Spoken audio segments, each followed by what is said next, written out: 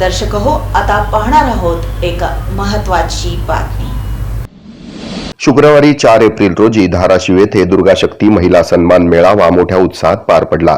या मेळाव्यात सोलापूर जिल्हा, धाराशिव, लातूर आणि इतर तालुक्यातील शिवसेना कार्यकर्त्यांसह मोठ्या संख्येनं महिला सहभागी झाल्या।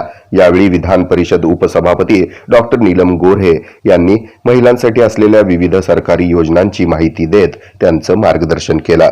शिवसेना जिल्हा प्रमुख सूरज साळुंके, वरिष्ठ पदाधिकारी शुभांगी नांदगावकर आणि संगीता चव्हाण, धाराशिवचे संपर्क प्रमुख यांनी हा कार्यक्रम आयोजित केला होता।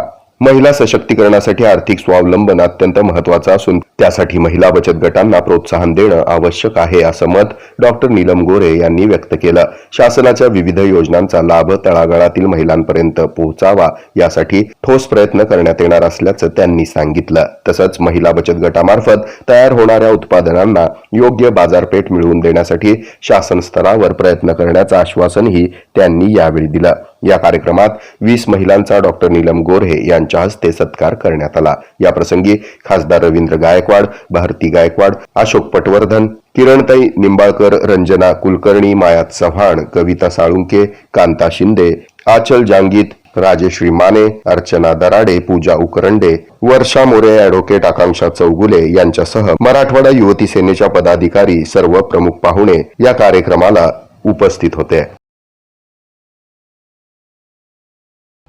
हे आहे मेट्रोकास्ट केबल नेटवर्क आणि आपण पाहत आहात द न्यूज प्लस बरच काही।